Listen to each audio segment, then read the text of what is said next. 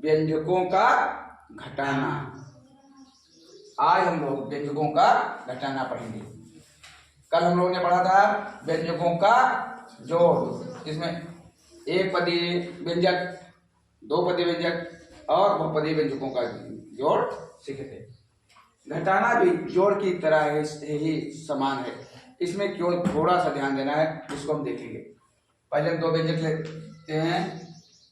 3x square धन 5y square में से घटाना है, में से घटाना है 7x स्क्वायर ऋण 8y स्क्वायर। इस प्रकार के व्यंजक को हम घटाने के पहले क्या करेंगे, इसमें हम ध्यान देंगे किस व्यंजक में से कौन सा व्यंजक घटाना है, ये मालूम है। घटाने वाला पद जो है वो हमें मालूम है। तो पहले जिसमें से घटाना है वो पद व्यंजक लिखेंगे। 3x स्क्वायर धन 5y स्क्वायर। इसको लिखते समय इस बात का ध्यान रखेंगे कि जो पद हो थोड़ा अस्पष्ट और साफ साफ पद दूर लिखे हों। अब दूसरा पद जो व्यंजक लिखिए, इसमें देखेंगे 7x स्क्वायर। अब इसका सजातीय पद हमारे पास है, इस व्यंजक में है, तो इसको उसके नीचे लिखेंगे। तो यहाँ है 3x स्क्वायर, इसका सजातीय पद कहाँ लिखेंगे, 3x स्क्वायर के नीचे लिखेंगे 7x स्क्वायर ऋण फिर क्या है 8y स्क्वायर। तो 8y स्क्वायर का भी सजातीय पद है, तो उसके नीचे सजातीय पद।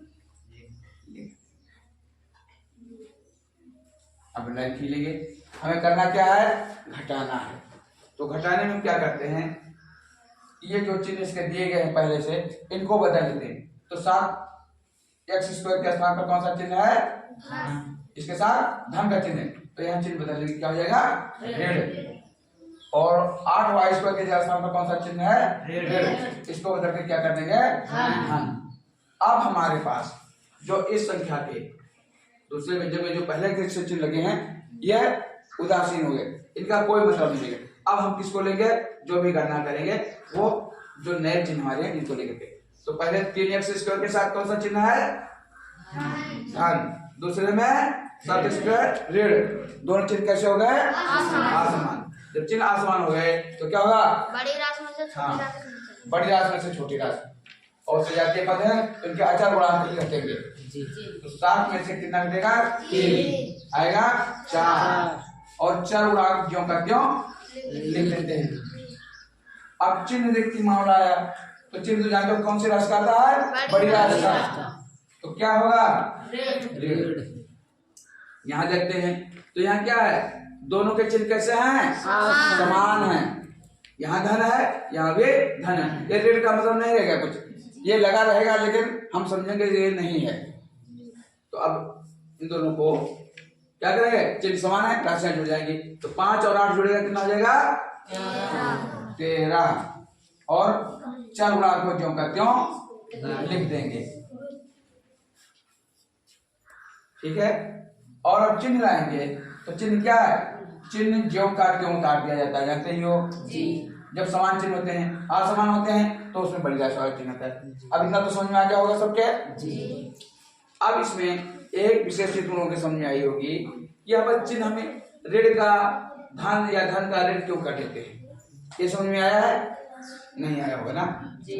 तो ये विशेष बात है, इसी बात को मैं बस समझाने जा रहा हूँ लोगों को कि ये ऋण चिन्ह हम इसलिए करते हैं, जैसे हमको लिख रहा है 57 में से 12 घटाना है, तो ऐसे इसके साथ कौन सा चिन्ह है धन, तो घटाने के लिए क्या करते हैं ऋण कर देंगे जी। तो घटाने के लिए ऋण कर दे। तो इसी प्रकार से इसमें जो हमारे पद लिखे हुए हैं, तो जितने पद हैं सभी पदों के साथ इनका चिन्ह हम लिखते हैं, करते हैं। तो जहाँ धन है वहाँ ऋण हो जाता है जी। घटाने के चिन्ह के कारण ही इसका चिन्ह बदल जाता है। जब घटेंगे इनका चिन्ह बदल जाएगा। अब समझ में आ गया है जी, ठीक है। अब ये तो हमने देखा स्तंभ विधि से। अब इसको हम पंक्ति विधि से हो तो कैसे हल करेंगे, कभी कभी हमें सवाल पंक्ति विधियों में भी दिया मिल जाता है। तो क्या करना है, 3x स्क्वायर धन 5y स्क्वायर, 3x स्क्वायर धन 5y² में से घटाना है। तो घटाने के पहले चिन्ह क्या है, घटाने चिन्ह क्या ऋण लगाएंगे और जो घटाने वाली राशि उसको किसमें लिखेंगे, ब्रैकेट में लिखेंगे। किसमें लिखेंगे, 7x² फिर 8y²। आगे समझे जी। आगे हम बराबर कैसे लगाएंगे, 3x² धन 5y²। अब एक बात ध्यान देते, ब्रैकेट का नियम जो तुमको पढ़ाए थे तो उसमें बताया गया था कि यदि ब्रैकेट के पहले ऋण चिन्ह है तो ब्रैकेट जब हटाते हैं तो क्या होता है, अंदर के चिन्ह बदल जाते हैं। वही नियम जो घटाने वाला नियम है यहाँ पर लगाए थे, वही यहाँ भी होता है।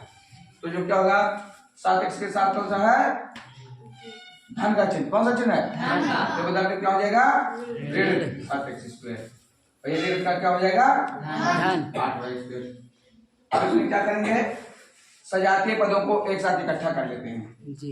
3x² ऋण 7x², ये दोनों सजाते ऋण 3x और 7x, और 5y² 8y² सजाती हैं, तो इनको एक पास लिख लेंगे, 5y² धन 8y²। आगे समझे जी। अब क्या है, सजातीय पदों के अचर गुणांक।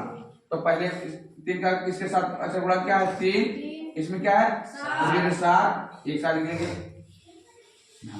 इसमें 5, इसमें 8, इनको एक साथ लिखेंगे। अब इसको हल कर लेंगे, तो 3 में से ऋण 7, 3 ऋण 7 को हल करेंगे तो क्या आएगा, ऋण 4x² धन 5 और 8 13y²। आगे सुने जी।